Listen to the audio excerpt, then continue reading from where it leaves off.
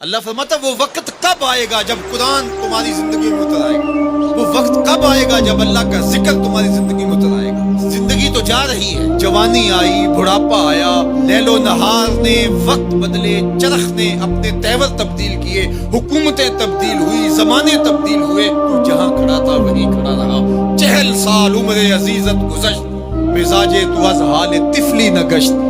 سادی کہتے ہیں 40 سال عمر گئے لیکن تیرا بچپنا نہیں گیا، اور رومی کہتے ہیں داڑھی تیرے بعد آئی اور سفید ہو گئی اور تو کالے کا کالا ہی رہا۔ تیرے اندر نور نہیں آیا، تیرے اندر روشنی نہیں آئی، یہ تیرے بعد آئی اور پھر سفید بھی ہو گئی، لیکن تو ابھی تک کالے کا کالا ہے۔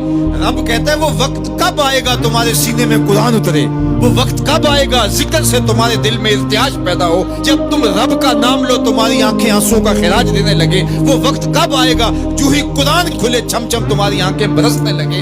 علم یعنی للذین آمنوا، وہ وقت کب آئے گا اہل ایمان کے لیے، ان تخشع قلوبہم لذکر اللہ وما نزل من الحق۔ اللہ اکبر، اللہ ہمیں وہ آج دن نصیب کر دے کہ قرآن سے یوں جڑ جائیں کہ قرآن کو پڑھیں، قرآن کے حرفوں سے نور پھوٹتا ہوا، درد پھوٹتا ہوا ہماری روحوں میں اترنے لگے، ہمارے قلوب میں اترنے لگے، اور ہماری آنکھیں آنسوں کا خراج دینے لگے۔ اب میں اور آپ دیکھیں ہماری زندگی قرآن کے ساتھ، اللہ کے ذکر کے ساتھ، اس کی یاد کے ساتھ کہاں تک جڑی ہوئی ہے۔ ہماری زندگی میں کہے کتنے ہیں، تفکرات کتنے ہیں، ہماری زندگی میں ٹھٹھے اور مذاق کتنے ہیں، اور عبرت حاصل کرنے کے مواقع ہماری زندگی کے اندر کتنے ہیں۔ میرے شرف میں اعلموا، جان لو، انما الحیات الدنیا لعب و لہو و زینت و تفاخر بینکم۔ یہ دنیا ہے کیا جس کے پیچھے تم نے سب کچھ برباد کر دیا۔ سب سے قیمتی اثاثہ تو دل تھا، اس دل کو بھی دنیا کے لیے وار دیا۔ یہ دل تو رب نے اپنے لیے بنایا تھا۔ اے دل، حجرہ رب سچے تھا، یہ اس سچے رب کا حجرہ تھا۔ قلوب المومن عرش اللہ، مومن کا دل تو اللہ کا عرش تھا، لیکن اس عرش پہ بھی غیروں کو بٹھا لیا تو نے۔ جو تخت اس کا تھا، جس تخت پہ اس کی تجلیات کا نزول جلال ہونا تھا، اس دل پہ درہم و دینار اور ڈالر اور پاؤنڈ اس دل کے اوپر بٹھا لیے، یہ دل کے اوپر بٹھا لیے۔ یہ دل تو حجرہ رب سچے کا تھا، تو نے اس دل کو بھی اجاڑ دیا۔ تو یہ دنیا جس کے لیے تو نے سب کچھ کیا ہے کیا؟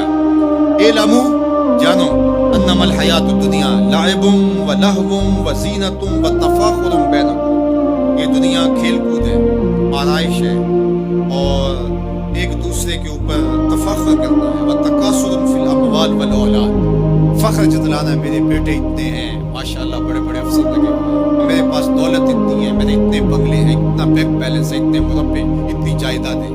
انسان ساری زندگی یہی کرتا رہتا ہے۔ وما الحیات الدنیا الا متاع الغرور، اور جو دنیا کا ساز و سامان ہے سوائے دھوکے کے سامان کو اور کچھ نہیں ہے۔ دنیا کے لیے تو دوڑ لگاتے ہو، باہمی رقابت بھی ہوتی ہے، ایک دوسرے سے آگے بڑھنے کی کوشش بھی ہوتی ہے۔ اللہ فرماتا ہے آؤ مسابقت کرو، آگے بڑھنے کی کوشش کرو، الی مغفرۃ، مغفرت کی طرف، من ربکم، جو تمہارے رب کی طرف ہے، وجنۃ ارضھا کعرض السماء والارض، اس جنت کی طرف آگے بڑھنے کی کوشش کرو جس کی چوڑائی زمین و آسمانوں کے برابر ہے۔ زمین و آسمانوں کو پھیلا دیا جائے تو یہ جنت کی چوڑائی بنتی ہے، جس کی چوڑائی اتنی اس کی لمبائی کتنی ہو۔ تو فرمایا اس دنیا کے لیے تو بھاگتے ہو جو ختم ہو جانے والی ہے، آؤ بھاگو اس جنت کی طرف جس کی چوڑائی زمین و آسمان کے برابر ہے۔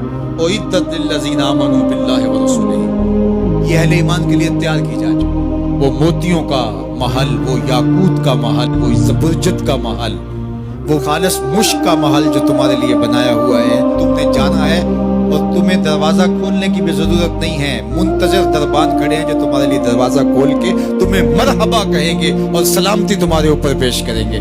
وہ تمہارے لیے تیار کر چکا ہے۔ اصل تو زندگی وہ زندگی ہے، لیکن تم کس دنیا کے پیچھے بھاگ رہے ہو؟